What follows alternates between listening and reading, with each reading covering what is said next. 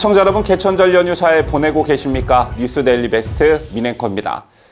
대장동 개발 사업 특혜 의혹의 핵심 인물로 꼽히는 유동규 전 성남도시개발공사 기획본부장이 어젯밤 구속됐습니다.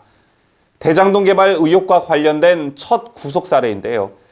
이재명 지사의 측근으로 지목되어 온 유동규 본부장이 구속됨으로써 해당 의혹의 수사가 급물살을 탈 것인지, 또 그동안 모든 사실을 부인해온 유동규 본부장이 어떤 심경 변화가 있을지, 그 심경 변화가 이재명을 향하고 있을지 많은 관심이 모아지고 있습니다. 유동규 전 본부장이 받고 있는 혐의는 특정 경제범죄 가중처벌법상 배임과 뇌물 등의 혐의입니다. 향후 재판에서 혐의가 모두 유죄로 인정이 되면 중형은 피하기 어렵다는 관측이 나오고 있습니다.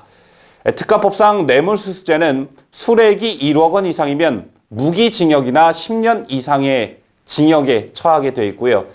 대법원이 정한 양형 기준을 따르더라도 수뢰액이 5억 원 이상이면 기본징역 9년에서 12년형이 권고됩니다. 때문에 이런 중형이 유동규 전 본부장에게는 상당한 심리적 압박이 될 것으로 보여집니다. 과연 거의 모든 혐의를 부인하고 있는 유동규 전 본부장이 독박을 깨두려고 검찰에 녹취록을 제출했다는 정영학 회계사처럼 자신의 죄를 감형받기 위해 어떤 심경의 변화가 생길지가 관심인데요. 자, 만약 향후 검찰 조사 과정에서 심경의 변화가 생긴다면 이게 또 이재명에게는 어떤 영향을 미칠지, 아무튼 상황이 좀 급박하게 돌아가고 있는 것 같습니다. 어젯밤 전해진 유동규 전 성남도시개발공사 기획본부장의 구속 소식 전해드립니다. 서울중앙지법 이동희 당직 판사는 유 전 본부장에 대해 검찰이 청구한 구속영장을 발부했습니다. 혐의는 특정 경제범죄 가중처벌 등에 관한 법률상 배임, 그리고 특가법상 뇌물 혐의입니다. 서울중앙지법 이동희 당직 판사가 영장을 발부했는데, 이 판사는 유 전 본부장이 증거인멸과 도주가 염려된다, 이렇게 구속영장 발부 이유를 밝혔습니다.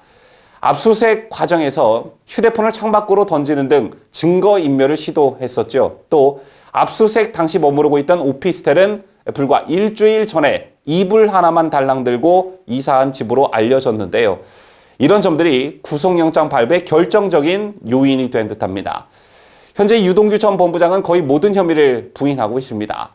유 전 본부장의 변호를 맡은 김국일 변호사는 혐의를 전반적으로 부인했다, 피의자 방어권 보장을 위해 불구속 수사를 요청했다고 말했는데요. 이게 받아들여지지 않은 겁니다. 또 논란이 되고 있는 압수수색 당시 휴대전화를 창밖으로 던졌다는 사실이 증거인멸 시도로 구속영장 발부에 악영향을 미칠 것을 우려했는지, 이에 대한 별도의 언급도 있었습니다. 유동규 측 변호사는 2주 전에 교체한 휴대전화를 던진 것이라면서 전에 쓰던 휴대전화는 제출하겠다고 했다고 말했고, 유 전 본부장 측이 예전 휴대전화를 판매업자에게 맡겼다, 이렇게 밝혔습니다. 하지만 검찰 입장은 좀 다른데요. 검찰은 휴대폰을 맡겼다는 업자가 누구인지 알려주지 않고 있다는 입장입니다. 이 부분과 관련해서는 새 휴대폰이든 옛날 휴대폰이든 검찰이 이것을 확보하지 못한 데 따른 비판 여론이 거센 상황이죠. 유동규의 휴대폰이 전 언론에 도배되다시피 한 상황에서 어떤 업자가 위험을 무릅쓰고 증거가 될 만한 휴대폰을 넘겨받아서 보관하고 있을까요? 아무튼 이 휴대폰과 관련해서는 앞으로 관련 뉴스가 계속해서 나올 것 같습니다. 검찰이 현재 유동규와 관련해 중점적으로 보는 부분은 두 가지입니다. 첫째, 배임과 관련한 부분인데요. 유 전 본부장이 시행사 성남의뜰 주주협약서에 초과 이익 환수 조항을 넣지 않아서 민간 사업자에게 막대한 이익이 돌아가게 하고 성남시에 손해를 입혔다는 겁니다. 또 둘째는 뇌물입니다.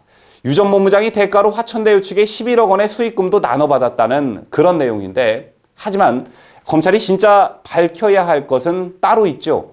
유동규는 대장동 개발 모델을 설계하는 데 깊숙이 개입한 인물로 지목되었습니다.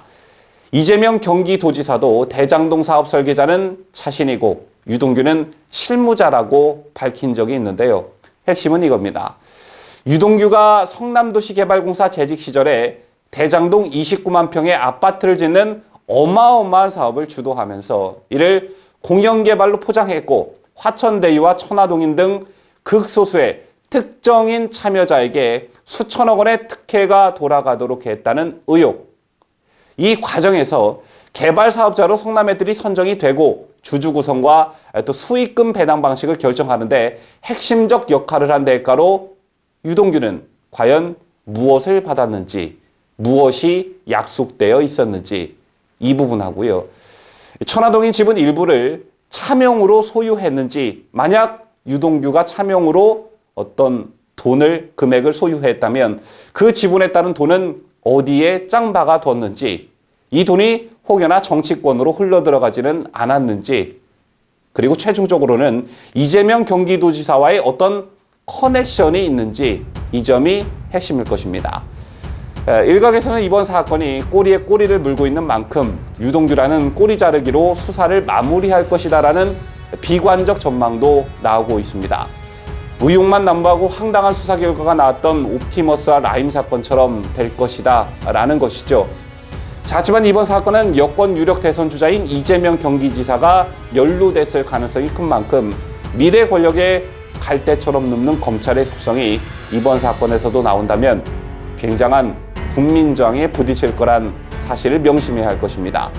지금까지 저는 자유대한민국을 수호하는 뉴스데일리 베스트 민앵커였습니다.